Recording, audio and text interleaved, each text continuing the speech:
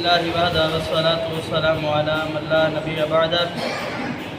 أما بعد فأعوذ بالله من الشيطان الرجيم بسم الله الرحمن الرحيم قال الله تبارك وتعالى وَلَقَدْ نَزَّلَ عَلَيْكُمْ فِي الْكِتَابِ أَنْ إِذَا سَمِعْتُمْ آيَاتِ اللَّهِ يُكَفِّرُ بِهَا وَيُسْتَهْزَأُ بِهَا فَلَا تَقْعُدُوا مَعَهُمْ حَتَّى يَخُوضُوا فِي حَدِيثٍ غَيْرِهِ إِنَّكُمْ إِذًا مِثْلُهُمْ إِنَّ اللَّهَ جَامِعُ الْمُنَافِقِينَ وَالْكَافِرِينَ فِي جَهَنَّمَ جَمِيعًا وَلَقَدْ اور یقیناً بلا شبہ نازل کی علیکم تم پر اللہ رب العالمین نے فی الکتابی کتاب ان اذا سمعتم اور اگر تم سنو آیات اللہ رب العالمین کی آیات کو یکفر بہا ان آیات کا کفر کیا جا رہا ہو انکار کیا جا رہا ہو ویستہزأ بہا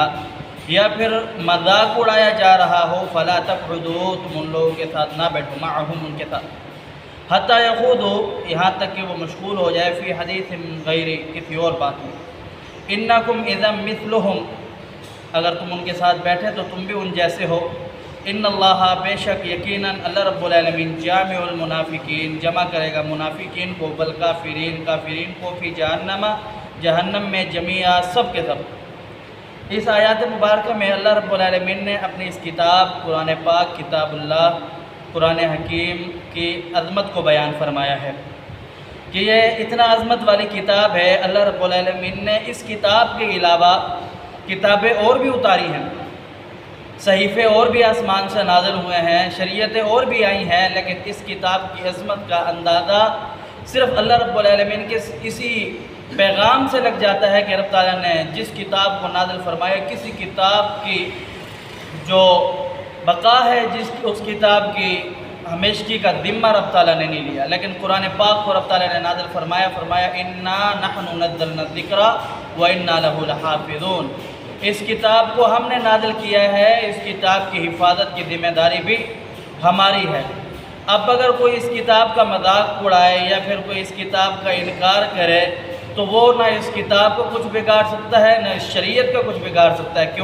کیونکہ اس کتاب کی جو حفاظت ہے وہ خالق کائنات اللہ رب العالمین نے خود لے رکھی ہے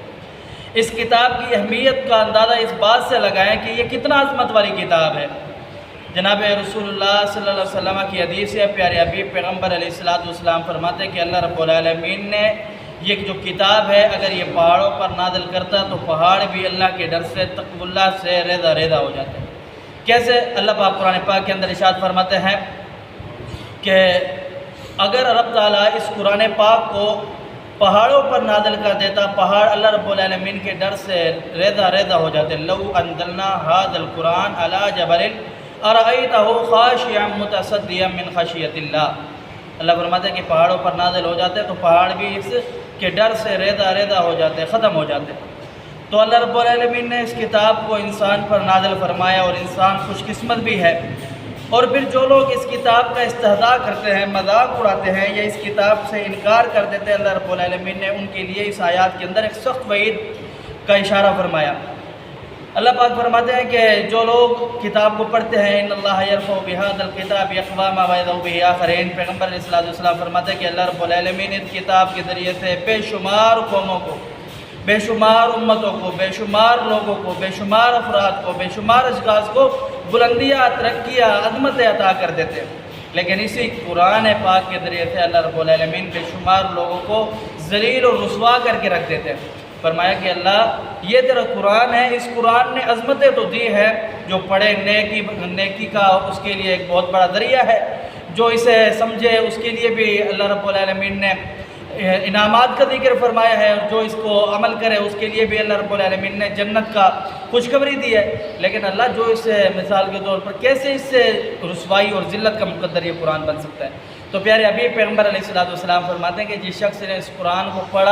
پڑھنے کے بعد اس پر عمل نہیں کیا بس پڑھ لیا اور چھوڑ دیا اور زندگی کے اوپر اسے لاگو نہیں کیا پڑھا ہے سود حرام ہے لیکن پھر بھی کھا لیتا ہے پڑھے کہ زناخوری حرام ہے لیکن پھر بھی کرتا ہے، پڑھے اس کے اندر چوری اللہ رب العالمین نے حرام کی ہے، اللہ رب العالمین کے حکم کو اوپر سے کچھ ڈال کر کے اپنی خواہشات کو مانتا ہے، اللہ رب العالمین فرماتے ہیں کہ ایسے لوگوں کو اللہ رب العالمین ذلیل اور خوار کر کے رکھ دیتے ہیں۔ یا پھر ایسے لوگ جو قرآن پاک کے قریب ہی نہیں آتے، نہ پڑھتے ہیں نہ سمجھتے ہیں، ایسے لوگوں کو بھی اللہ رب العالمین ذلیل اور خوار کر کے رکھ دیتا ہے۔ ان لوگوں کو جو قرآن پڑھ کر کے اس کے مطابق اپنی زندگی گزارنے کی کوشش کرتے ہیں، اپنی زندگی اس کو قرآن کے اصولوں کے مطابق کر دیتے ہیں، اللہ رب العالمین فرماتے ہیں کہ ان لوگوں کے لیے خوشخبری ہے۔ اور اس آیات کے اندر اللہ رب العالمین نے مسلمانوں کو بھی ایک دھمکی لگائی اور فرمایا کہ جو لوگ قرآن کا استہزاء کرے، قرآن کا جو لوگ مذاق اڑائے، آپ لوگ اگر ان لوگوں کے ساتھ بیٹھیں، ان لوگوں کے ساتھ دوستیاں رکھیں، ان لوگوں کے ساتھ گپے شپے لگائیں، تو اللہ رب العالمین فرماتا ہے کہ آپ بھی ان لوگوں کے ساتھ ہیں، انکم اذا مثلہم، آپ بھی ان جیسے ہیں، آپ میں ان میں کوئی فرق نہیں ہے۔